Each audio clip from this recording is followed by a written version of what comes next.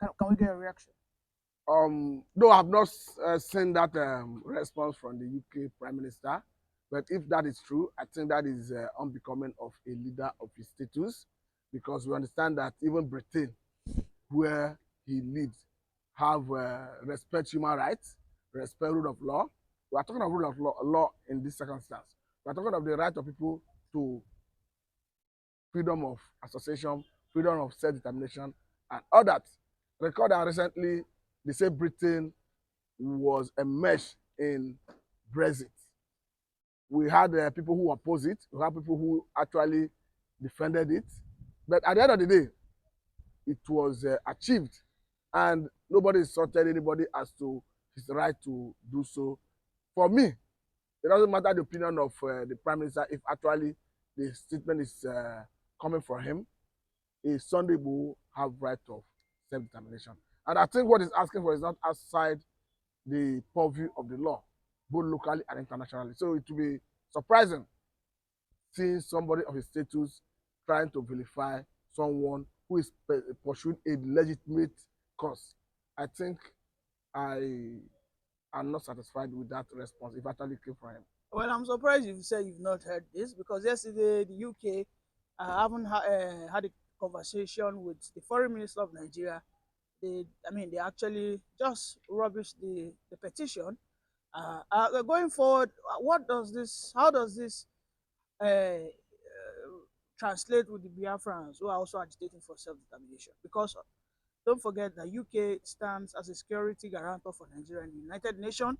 And don't you think UK can stand in way to veto Biafra not to come to pass? I think what is happening is clear because Biafra have come a long way, if you ask me. And I'll tell you that when it comes to UN, it is the ability of agitators, whether you call it Biafra agitators, you call it Odua agitators, or even Arewa decide to come out tomorrow and agitate.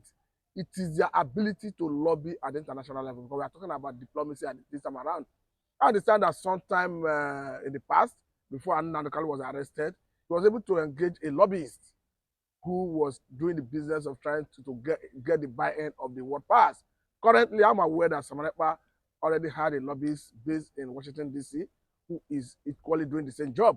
So when it comes to UN voting, if you are able to get the buy-in of America, for instance, I think that is all you need.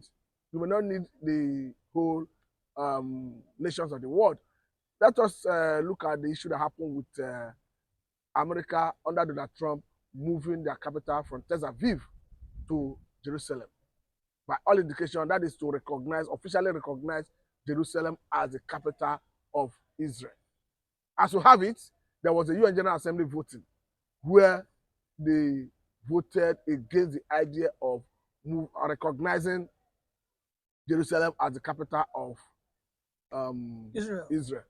But America came out clearly and vetoed it and said that the voting of the General Assembly is not binding on America, and they unilaterally move their capital from Tel Aviv to Jerusalem. Up to today, nobody have challenged it, and it stands.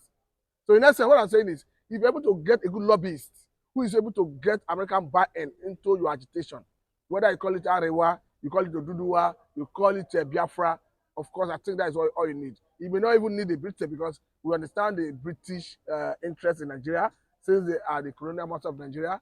They will always want Nigeria to remain as one entity. Yeah. Some people may say because of the economic benefit, I may not say that, but perhaps because they feel that this is their child, they don't want their child to go separate ways. So for me, I think Britain cannot single-handedly stop Biafra, Odua, or Arewa, as the case may be, if they get the right button to press at the international level. Well, you are the one that just said that one state vetoed the movement of Israel's capital from Tel Aviv to Jerusalem, and at the same time, you are saying UK do not have that veto power.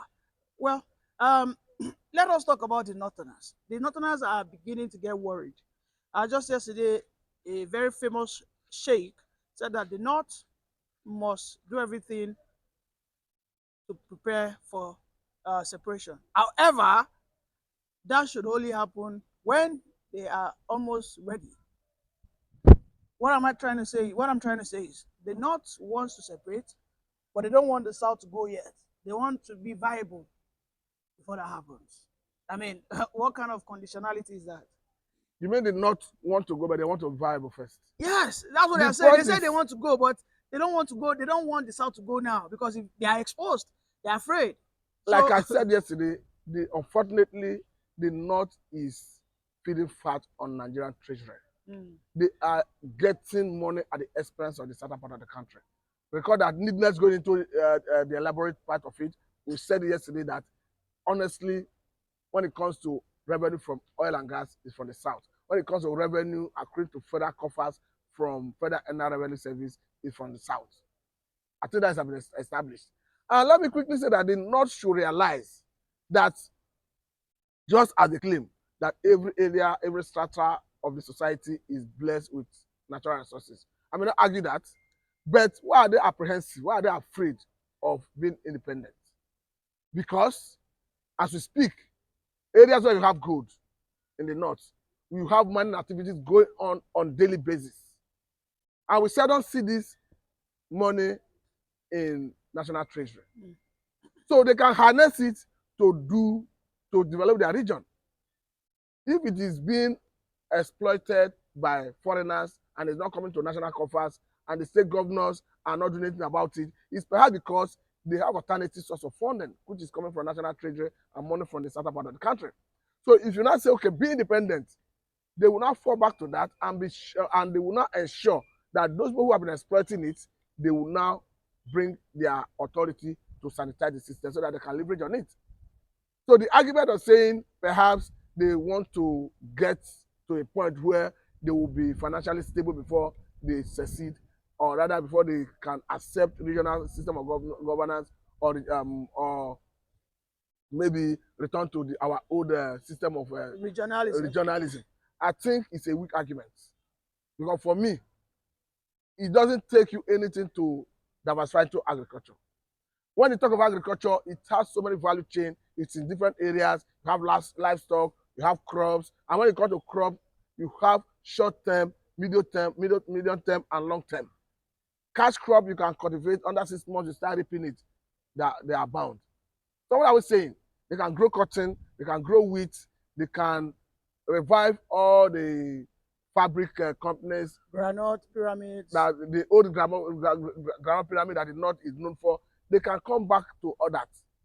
So I think it's a weak argument, and perhaps because they are already lazy. The laziness is not restricted to the North anyway, because the crude oil have made Nigerian government lazy.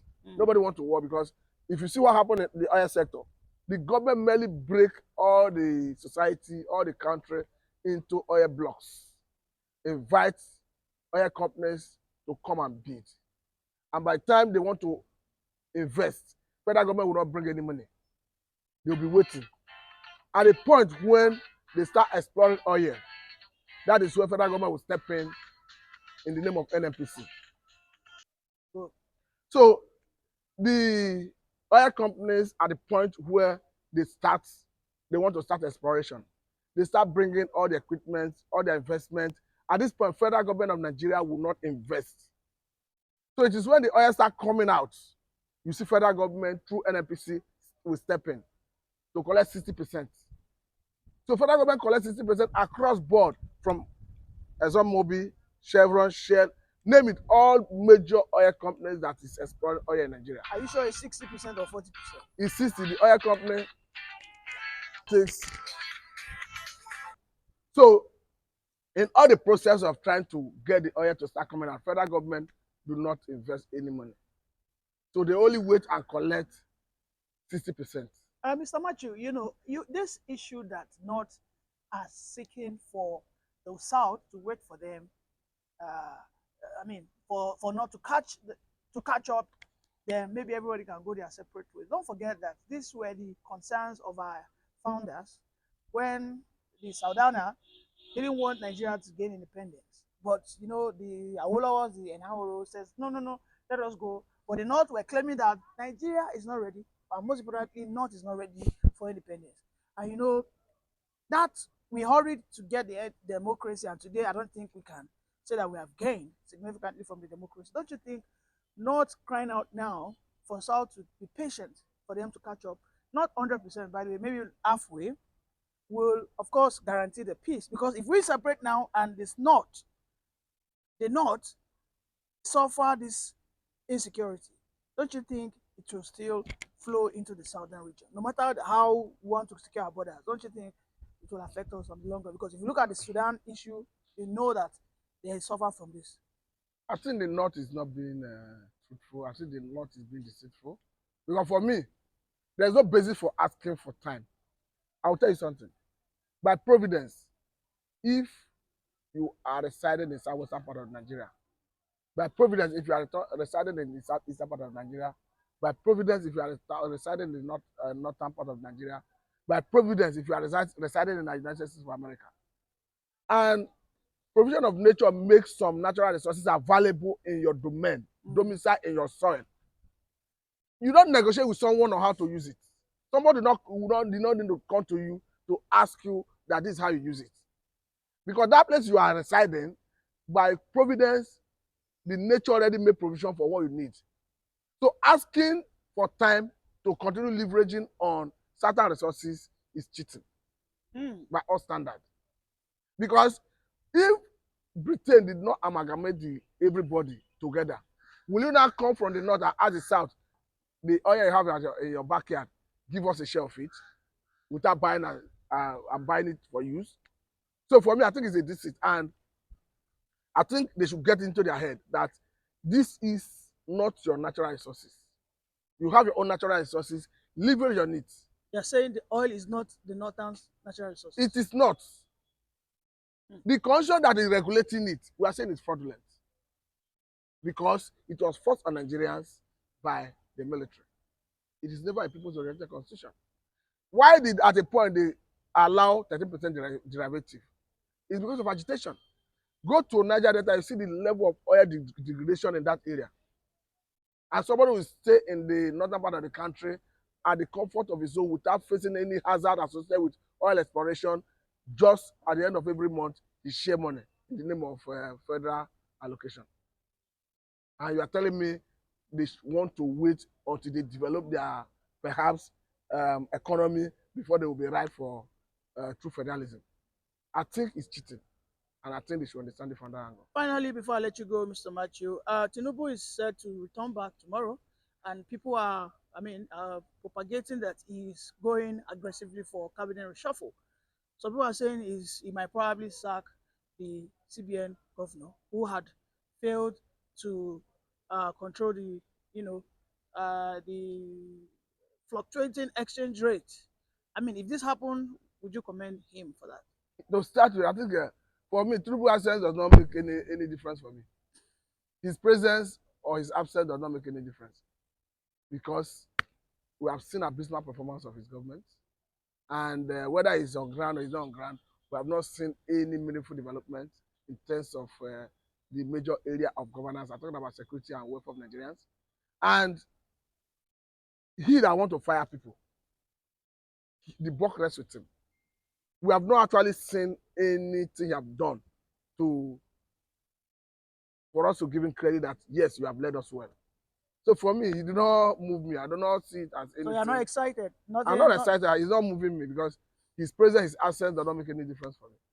Well, that's unfortunate. Thank you very much, Mr. Matthew, for that brilliant submission as usual. Thank you for having me.